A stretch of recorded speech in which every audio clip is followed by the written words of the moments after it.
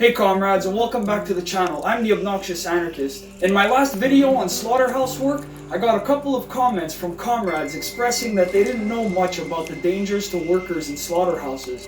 And I wanted to just make a couple of comments about how slaughterhouses and farms are able to remain so elusive.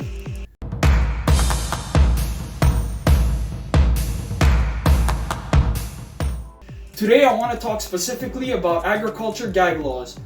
There's a reason that slaughterhouses and farms are able to remain so elusive. Firstly, we can't ignore that animal agriculture is a huge industry that's also heavily subsidized by government, so it has the full backing of the state apparatus. That is, capital, police, government, and military. Secondly, and more importantly for this video, American-style agriculture gag laws are spilling over into Canada.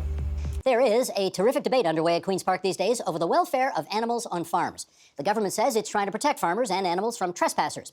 The opposition counters, saying the bill is a so-called ag-gag, meaning it would prevent whistleblowers from bringing attention to animal cruelty.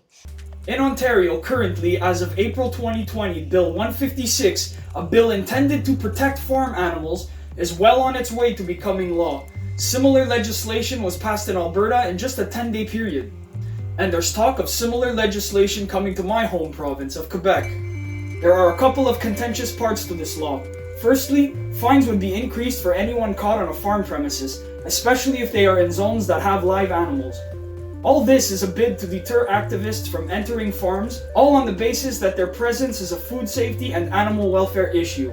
And we need to protect the livestock for their benefit to make sure that they are the safest and the best animals that we can be. As much as it irks me that they label it an animal welfare issue, that's not even the most contentious part of the bill. The bill also grants farmers with the right to make a citizen's arrest on their property by using responsible force, but makes no mention of how farmers would be trained to use such responsible force in a very tense real-life situation involving both protesters and farmers. Looking for who is going to run the education process to guarantee that all farmers know what is responsible, because the animal rights folks will be conducting those education sessions. Behind all the biosafety talk, it also acts as an anti-whistleblower law, or what's known as a gag law. This law wouldn't only target animal activists, but would also apply to farm workers. Let me explain. If a worker sees something wrong and takes a picture of it in one of these animal protection zones, that worker is at risk of being charged under these laws. These laws are designed to target investigative journalists primarily. If I were to get a job at a farm and post a picture or video before 2 years has expired since my departure date, I could be charged under these laws.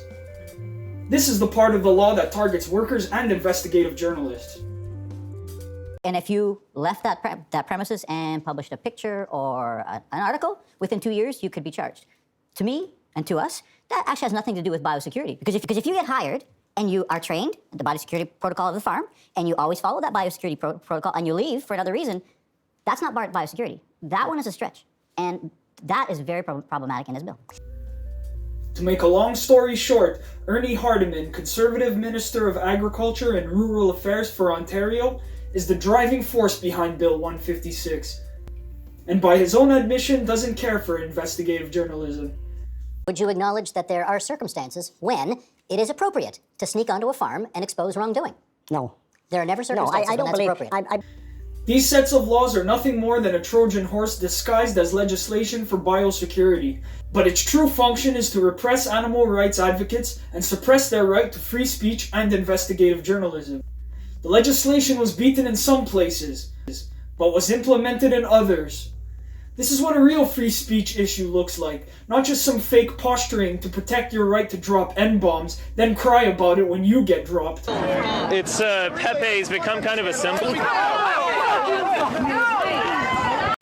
I'm the Obnoxious Anarchist. Thanks for watching. Solidarity, comrades.